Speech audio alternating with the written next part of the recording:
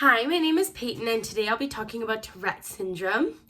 So, Tourette syndrome is a disorder where a person does repetitive movements or unwanted sounds with little to no control. These are referred to as tics. They could blurt out bad words, blink their eyes a lot, scream, or shrug their shoulders repetitively. These are all just examples of possible tics. So, the symptoms of Tourette syndrome are tics. Tics are defined as short, brief movements or sounds. The tics can range from mild to severe. Severe tics could significantly interfere with social interactions or day-to-day life. Tics are usually divided into two categories. Simple tics. These tics involve a limited number of muscles and are sudden, brief, and repetitive. For example, eye blinking, nose twitching, head jerking, grunting, or barking, etc. Complex tics. These are tics that involve several muscle groups, and are distinct coordinated patterns of movement. For example, touching or smelling objects, stepping in a certain pattern, obscene gesturing, repeats other words or phrases, or using vulgar words and other things as well. The cause of Tourette's isn't known yet. It is likely caused by genetic and environmental factors, and it is a complex disorder. Neurotransmitters could play a role as well. So family history and sex are risk factors to be considered. Males are about 3 to 4 times more likely to have Tourette syndrome, and there is unfortunately no prevention to Tourette's that we know of so far.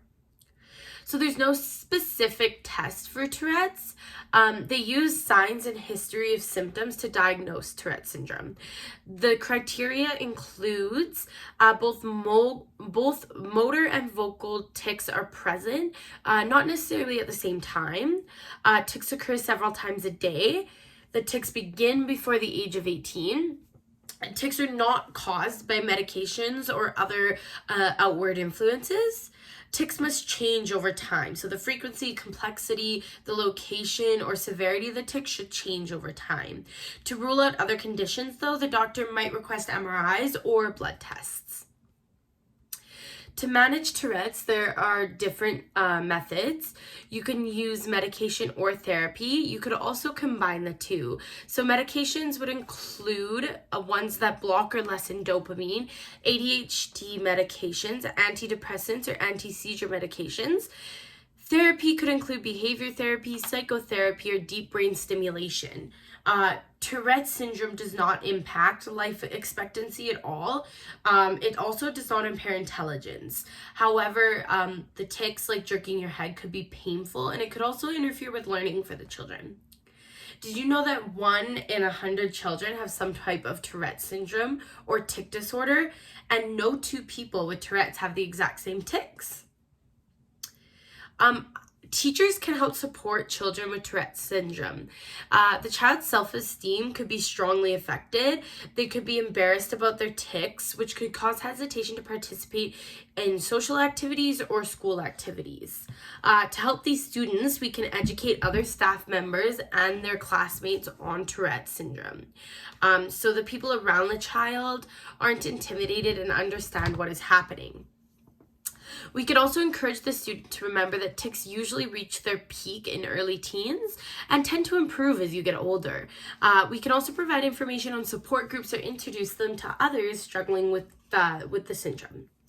There's lots of resources for Tourette syndrome in Alberta. So if you would like some more information, you can visit myhealth.alberta.ca. That's myhealth.alberta.ca, or Cumming, CUMMING.ucalgary.ca. That's cumming.ucalgary.ca for more information to help with Tourette syndrome for you or a family member. I hope that this was informative, and I thank you for listening.